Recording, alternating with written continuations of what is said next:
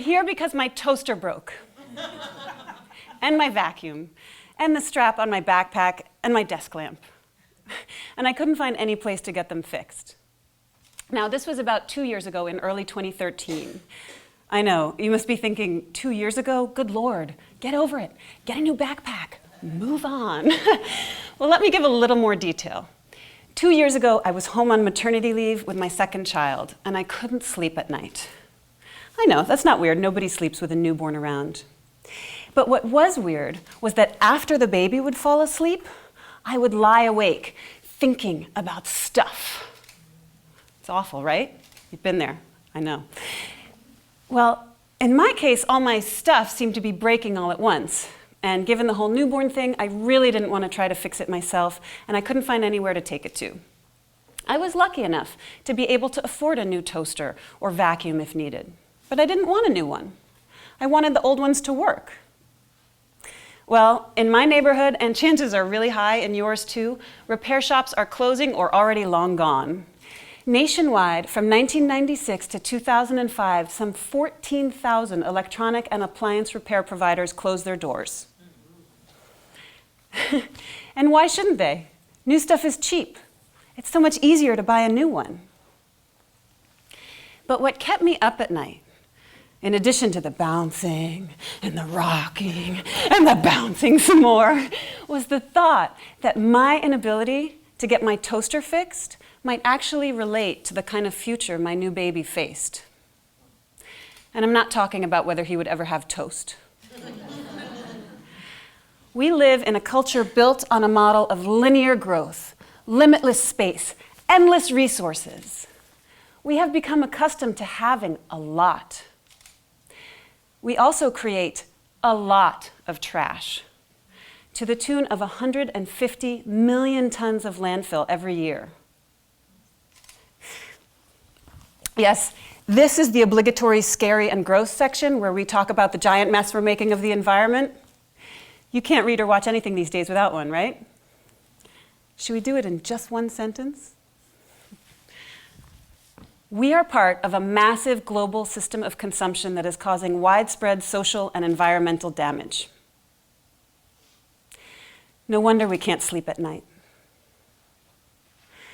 But even on a personal level, are we happy with this system?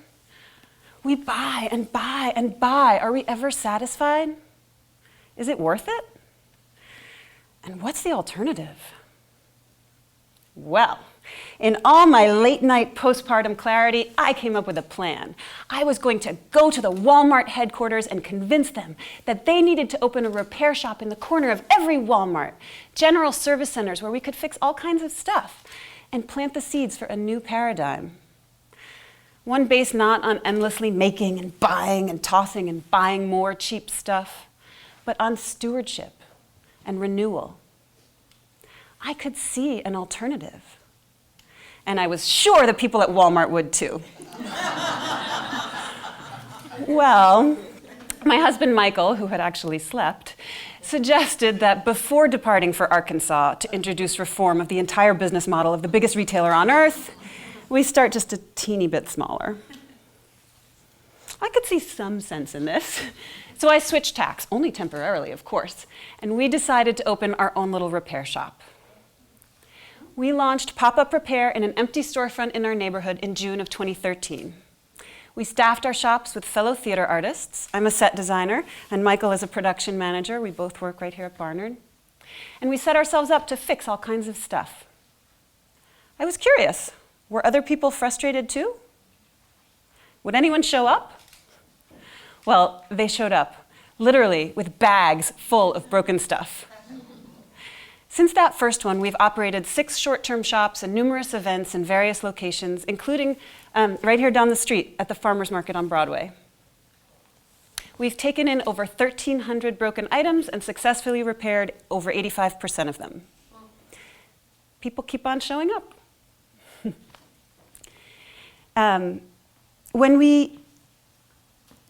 People keep on showing up, but I've actually been a little surprised by the turnout.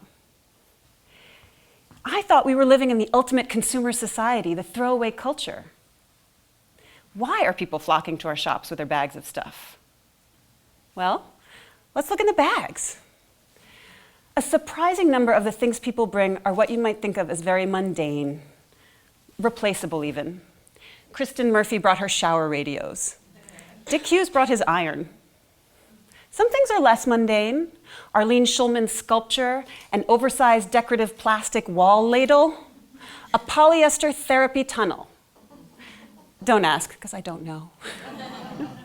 When we ask people why they come to our shop, they almost always say, I want my thing to work. They often list environmental concerns and waste reduction as important secondary reasons, but the overwhelming motivation is personal. People are attached to the things they have. That toaster, that iron, that polyester therapy tunnel fits into our lives, into our daily narrative, and because of that acquires meaning and value. In fact, people are often willing to pay a much higher percentage of the replacement cost for an item than you might think. And this is not just for sculptures or obviously unique items, but includes shower radios and lots of things easily available on Amazon. But wait a minute, this is America, land of Black Friday stampedes, a new phone every 2 years, of haul videos with 2.5 million views. We like new stuff, don't we? Of course we like new stuff. It's so delicious, so new. We actually get a chemical rush just from shopping for it. Perhaps buying all that shiny new stuff and looking at pictures in magazines of perfect homes where everything's in place and color coordinated makes us feel that we can be new and perfect and color coordinated. The problem, of course, is that the feeling doesn't last. And despite how much we buy, we're never filled up by it. But our homes sure are. Believe me, I know. I have 2 small children in a New York apartment. In the battle with clutter, I live on the front lines. And so the cycle continues. Stuff gets cheaper and cheaper, and we buy more and more of it, polluting our environment, filling up our landfills, our storage units, and God knows, our closets. And it gets harder and harder to take care of it all, to appreciate the things we have. In our shops, we simply make it easier, convenient for people to take care of their stuff. We create a choice, an alternative. And so they show up. Claire Posada showed up with her IKEA lamp. We fixed it pretty easily and she paid us $20. For that price, she could have bought a new lamp from IKEA, but she didn't. She chose to invest in the lamp she already had. IKEA has chosen to invest in a lot of truly admirable initiatives like sustainable resources, solar energy, in order to meet their own 2020 goals for sustainability. They write in big letters, we need to transform our business. But what their sustainability strategy doesn't consider is the possibility of truly transforming their business, of creating an alternative to the cycle of always making and selling more. What if IKEA had helped Claire keep her lamp? What if we all, consumers, manufacturers, and retailers, began to recognize the value of the things we have, value that extends past the point of sale? In some ways, we're beginning to move this way already, from neighborhood clothing swaps to repair cafes to Patagonia's Wornwear program. I think we're seeing the birth of a stuff movement, like the food movement of previous decades. Even Apple has developed those yummy Genius bars, sales and service side by side. Apple also, of course, makes the iPad. We learned the hard way, picking shards of glass off a broken glued down display, why Apple won't even repair iPads. They just replace them. The iPad is beautiful, slick, expensive, and designed to have a very short lifespan. But wait, hold on, you might say. Repair, service, upgrade, this is all well and good for a few highly specialized or high-end products like an Apple phone or a Patagonia jacket. How does this apply to Kristen's shower radios or Claire's lamp? It's true, for many mid-range products, poor design, cheap materials, and unavailable parts can make repair an uphill battle. But not impossible. In our shop, we have fixed hundreds of things that cost less than an iPad. And as a society, the more we choose to fix, the easier it will become to design for repair, upgrade, longevity from the start. I mentioned I'm a set designer. I think about objects and space, and objects in space, and objects in space and meaning all day long. I think this is why they usually keep me backstage. The point is, in theater, we're used to taking mundane things and placing them in the context of a larger narrative. The things we put on stage become beautiful, irreplaceable, because they're part of the story. Ainsley Binder brought us her antique birthing stool with a broken leg. We traced the old leg and cut and sanded a new one. We matched a finished color to the rest of the stool, did a little bit of scenic aging, old theater tricks, and there it was, a two-legged stool no longer. I don't think Ainsley was planning on using her birthing stool to give birth on. It was passed down to her by her grandparents, and now she could pass it on.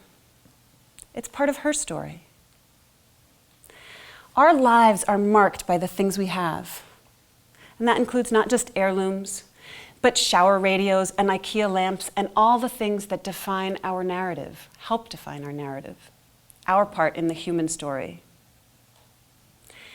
Repair is just one point on a vast cycle, last stop before the dump. But when you disrupt one point on a cycle, you affect all the other points, and things can begin to shift. What if there was a repair tent at your local farmer's market? What if there was a repair shop in the corner of every Walmart, or IKEA, or Whole Foods, or Target, or Nordstrom, or Home Depot, or all of these? How great would it be if the next time my toaster broke, or yours, we didn't go out and buy a new one? How powerful it would be if we all bought less and invested a little more in things we expected to keep a whole lot longer. This Christmas, my second child, the baby, was 2. For a present, we secretly fixed one of his favorite toys. It had been broken for a while. We wrapped it up and put it under the tree and watched him open it. He went bananas.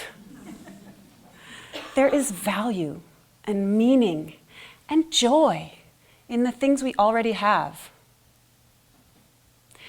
We have a lot.